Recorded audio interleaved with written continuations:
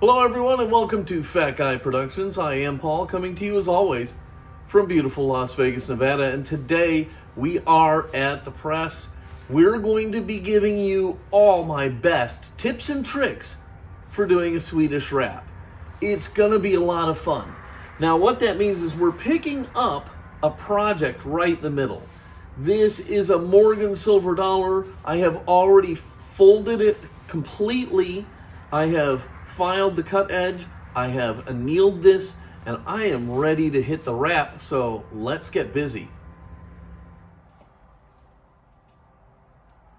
Today I'll be using the Swedish Wrap dies from Jason's Works.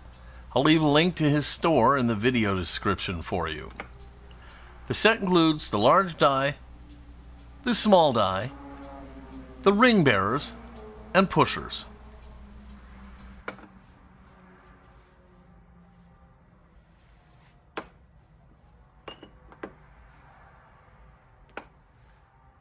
The next thing on your equipment checklist is Blue Monster PTFE tape.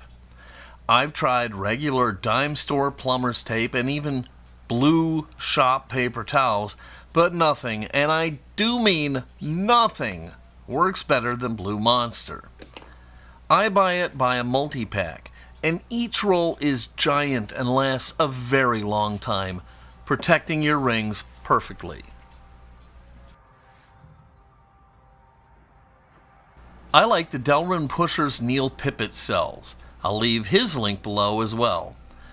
They are soft, they have two sides to each pusher, and work very, very well with very little chance of marring the coin.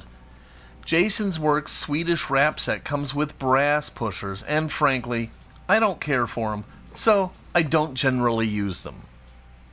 To get started running my ring through the wrap, I pull out the large die, and I find a Deburring pusher of the right size.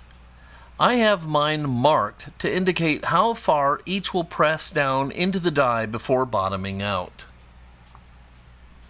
I need a pusher that has some room to push the coin down, but is big enough to cover the entire edge of the coin it will be pushing on.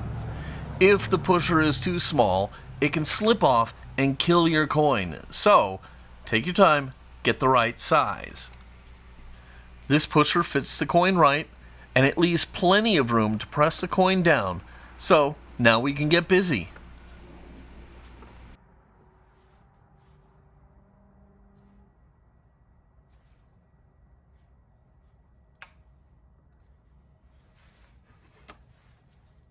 Now I'm going to wrap the coin with my Blue Monster tape. I put the ring on my offhand thumb, and I hold the tape in my dominant hand. The tape is oriented so I will wrap away from me. I drape a free end of the monster over the coin and I pin it down with my index finger. Then I pull the tape tightly around the coin. When I get back to my finger, I bring in my middle finger to hold the tape and lift my index finger up and out of the way and wrap more until the roll of tape is pinning the loose end down onto the coin. I'll continue the finger ballet as I wrap so I can get the tape tight, and my fingers also keep the ring from spinning on my thumb. Go slow here, it's not a race, and the finger movements take a bit of getting used to. But done right, this makes the wrapping easy to do and to get a tight fit. Be sure when wrapping to leave some overlap on the reeded edge so the tape can protect it when pressing, especially if you're going to be using brass pushers.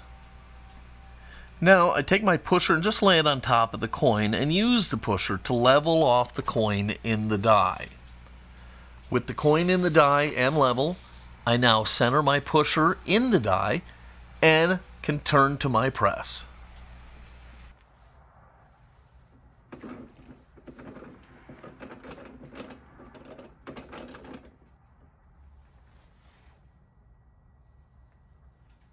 With everything situated in the press, I will bring everything under pressure first, then, as smoothly as I can, I will press to the mark on my pusher, and then remove the die from the press.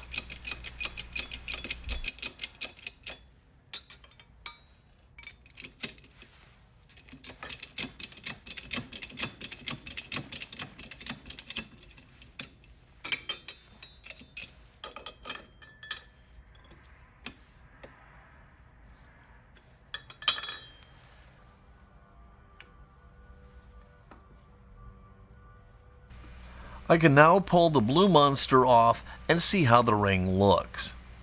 If I press a Morgan all the way through this large die, I will get a 10.5 every time. So, with that knowledge and knowing my target size, I can make decisions as to whether I should stop short of going all the way through, or perhaps should I press the ring through and do some in the smaller die as well.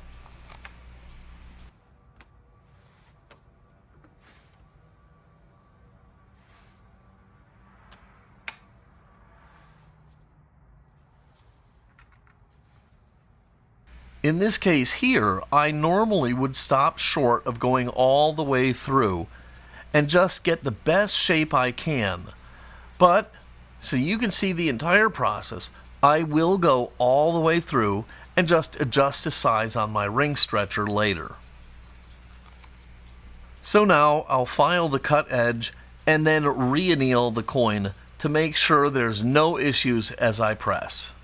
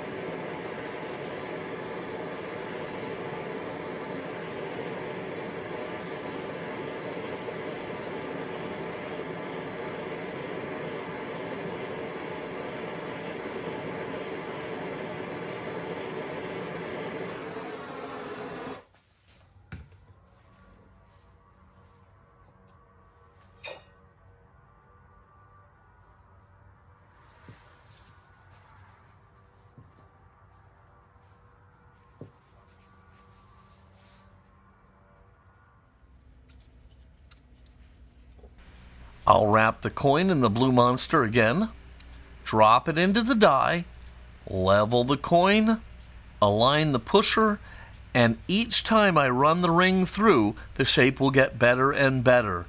But remember this, the ring also gets smaller and smaller.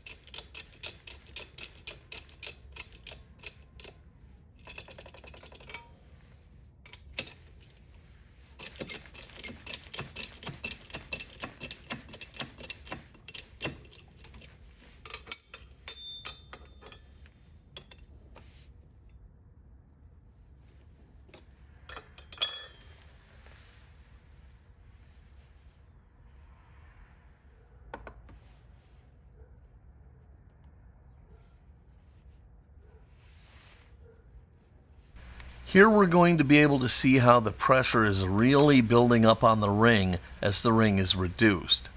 We can also see the blue monster start to work its magic.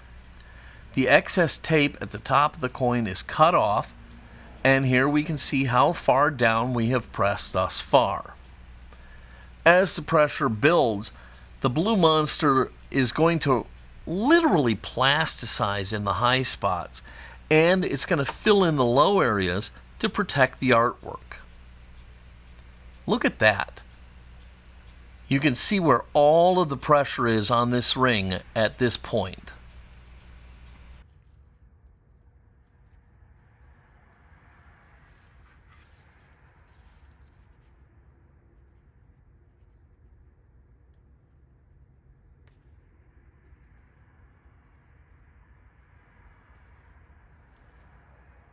I'll pull the tape and get a good look at the ring. I for sure would normally stop here to hit my target size. The shape and size are perfect for what I want. But I want you to see how you can get perfectly symmetrical walls if you press all the way through the wrap. So I will push on, so to speak.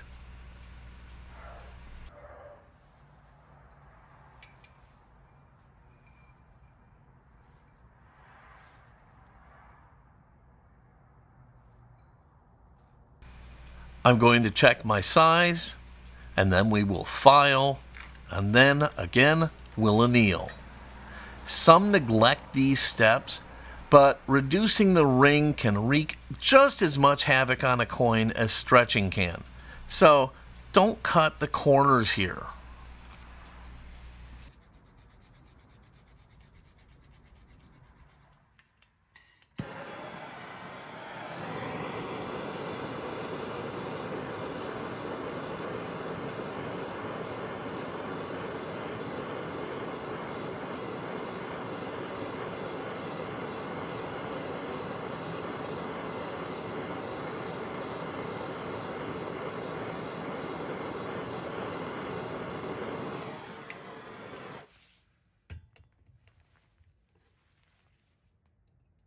So, based on where the ring is sitting in the die, I only have one more pass, then I can do the final pass right through the bottom of the die. I find a new, smaller pusher that will get me to the bottom of this Swedish Wrap die. I'll wrap the coin, level it, and align the pusher. This pass is literally going to bring me to the bottom of the die and set me up for the final push through and out of the die.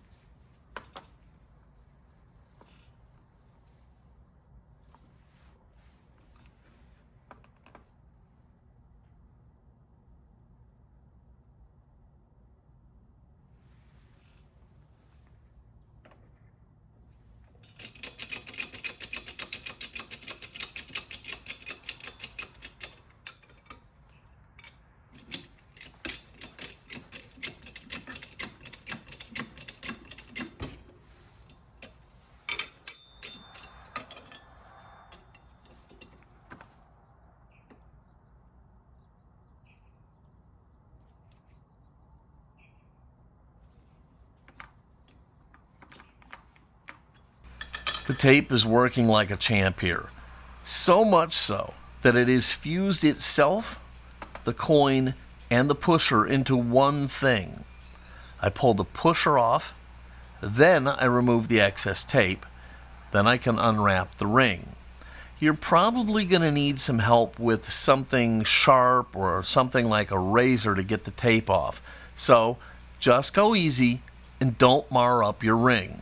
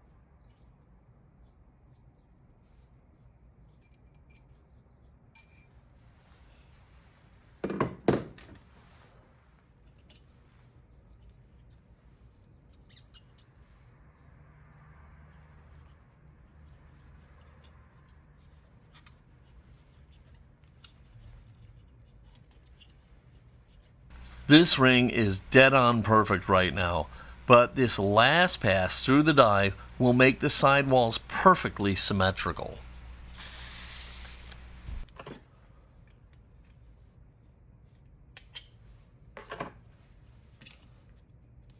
For the final time, we'll file, wrap, put the coin in the die, and level it, and then center the pusher for one final push. But there are going to be some major changes here. The pusher that can get the ring all the way through isn't long enough, so I'll stack a second pusher on top to give it the added length. Also, this is where the ring bearer comes into play. I'm pressing the ring right out of the bottom of the Swedish Wrap die, and the ring bearer holds that die up and leaves room for the ring to pop out the bottom.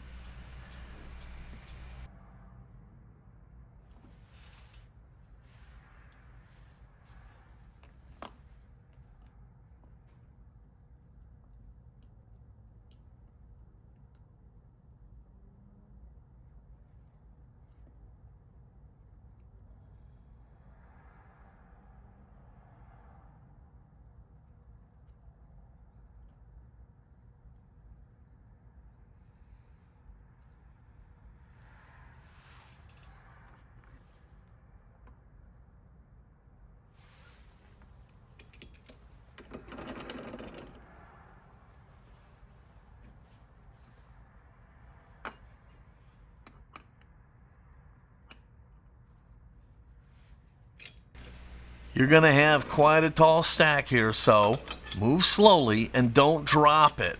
It really, really sucks. Don't ask me how I know.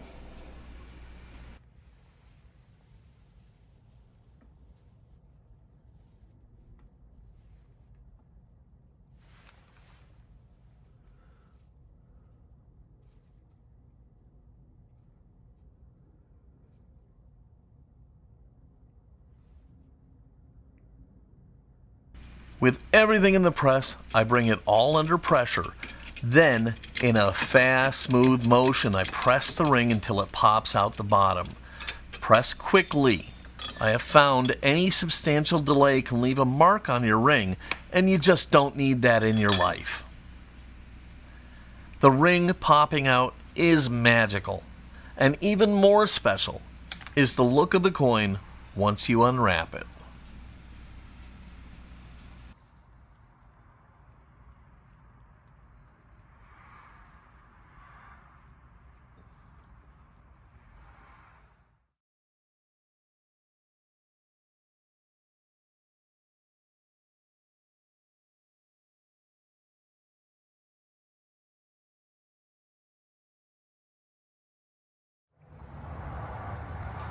The Swedish Wrap, absolutely, unequivocally, the most important thing in coin ring making since coins.